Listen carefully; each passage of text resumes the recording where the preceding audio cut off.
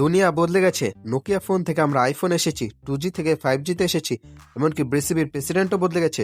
কিন্তু এই পৃথিবীতে একটা জিনিস একদম স্ট্যাচু হয়ে দাঁড়িয়ে আছে, আর তা হলো আইসিসি ইভেন্টের সেমিফাইনাল বা ফাইনালে সাউথ আফ্রিকার সেই চিরাচরিত চোকাস স্ক্রিপ্ট। ফরম্যাট টি-20 হোক বা ওয়ানডে, ভেন্যু অস্ট্রেলিয়া হোক বা ক্যারিবিয়ান দ্বীপপুঞ্জ, সাউথ আফ্রিকা ঠিক সেই জায়গাতেই গিয়ে থামবে যেখানে গিয়ে হারলে ভক্তদের হার্ট অ্যাটাক হওয়ার চান্স 100%।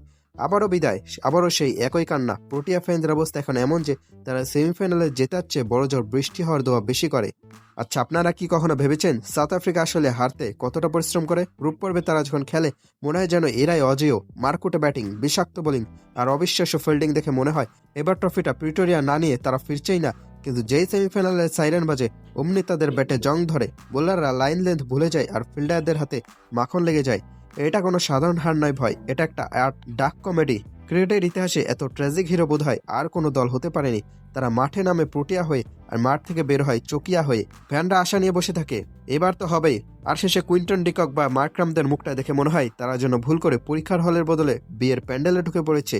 অনেকে বলেন পিচ খারাপ ছিল, অনেকে বলেন আবহাওয়া ঠিক ছিল না। বাইরে মঙ্গল গ্রহে নিয়ে গিয়ে খেললেও সাউথ আফ্রিকা কি জিতবে? সন্দেহ আছে।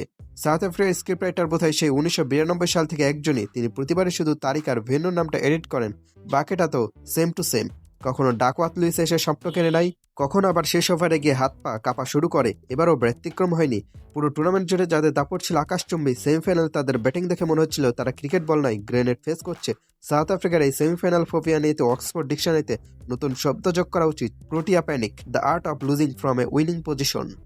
আসলে সাউথ আফ্রিকা ফ্যান হওয়া খুব কঠিন কাজ, এর জন্য কলিজা লাগে। প্রতিবার তারা নতুন করে স্বপ্ন দেখায় আর প্রতিবার সেই স্বপ্নটাকে ভেঙে চুরমার করে দেয়। তবে একটা ক্রেডিট তাদের দিতেই হয়, তারা অন্তত কনসিস্টেন্ট। হারের ধরনে এতটা কনসিস্টেন্সি আর কার আছে? পরে বিশ্বকাপে আবার যখন তারা গ্রুপ পর্বে উঠবে আমরা আবার ভাববো এটাই কি তবে সেই বছর? কিন্তু ব্যাক অফ দ্য মাইন্ডে একটা ভয়েস ঠিকই বলবে, না ভাই, স্ক্রিপ্ট তো আগেই লেখা হয়ে গেছে।